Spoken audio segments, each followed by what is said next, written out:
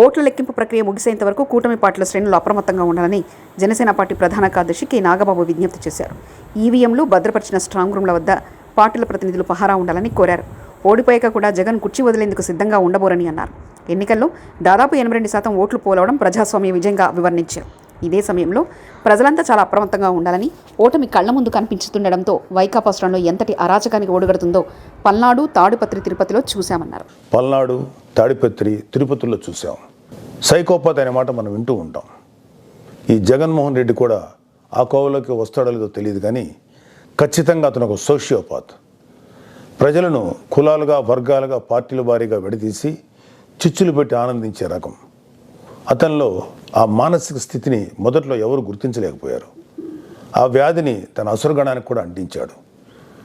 ఈ సోషియోపాత్ మానసిక స్థితి రోజు రోజుకి ముదిరిపోయింది. ఓటమి కనిపిస్తుండటంతో వైసీపీ ముఠాలు ఉన్మాదంతో ప్రజల ఇళ్ల మీద పడి అరాచకం సృష్టిస్తున్నాయి.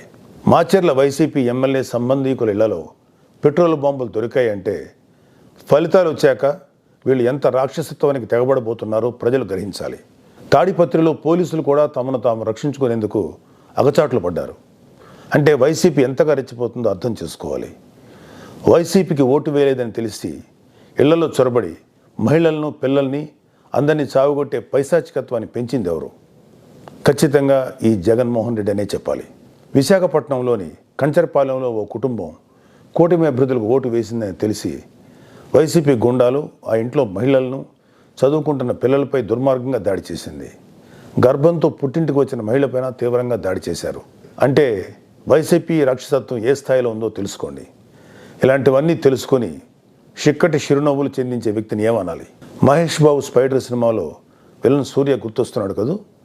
ఉత్తరాంధ్ర నుంచి రాయలసీమ వరకు ఎన్నికల అనంతరం హింసను ప్రేరేపించడంలో వైసీపీ ఓటమి కనిపిస్తుంది. రాబోయే ఓటమిని కప్పిపుచ్చుకునేందుకే ఈ దాడులు చేస్తుంది. ఈవీఎంలు భద్రపరిచిన స్ట్రాంగ్ రూమ్స్ దగ్గర కూడా భద్రత పటిష్టంగా ఉంచాలి. అక్కడ సెంట్రల్ గవర్నమెంట్ వారిది 3 అంచెల సెక్యూరిటీ ఉంది.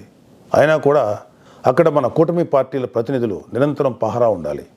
ముఖ్యంగా మన జన సైనికులకి, వీర మహిళలకి నా అభ్యర్థన ఏంటంటే, ఎక్కడైతే జనసేన పోటీ చేసిన ప్రాంతాల్లోని ఈవీఎంస్ భద్రపరిచిన స్ట్రాంగ్ రూమ్స్ ఉన్నాయో అక్కడ మన జన సైనికులు వాలంటీరింగ్ చేసి కాపులాగా కూర్చోవాలి. ఈ అవకాశాన్ని ముఖ్యంగా మనం వదులుకోవద్దు, వాడుకుందాం. ఈ వైసీపీ దుర్మార్గులను ఏ దేశంలోనూ తేలిగ్గా తీసుకోవద్దు. వాళ్ళు ఏ అరాచకానికైనా, దౌర్జన్యానికైనా తెగబడతారు. ఆ మధ్యన అంటే 2-3 ఏళ్ల క్రితం అమెరికన్ ప్రెసిడెన్షియల్ ఎలక్షన్స్లో కూడా ఎక్స్ ప్రెసిడెంట్ డొనాల్డ్ ట్రంప్ ఇలాంటి లక్షణాలే కనబరిచాడు. ఎన్నికల్లో ఓడిపోతున్నాను అని తెలిసాక కూడా నేనే గెలుస్తున్నాను, గతం కంటే గట్టిగా ఓట్లు వచ్చాయని ప్రచారం మొదలెట్టాడు.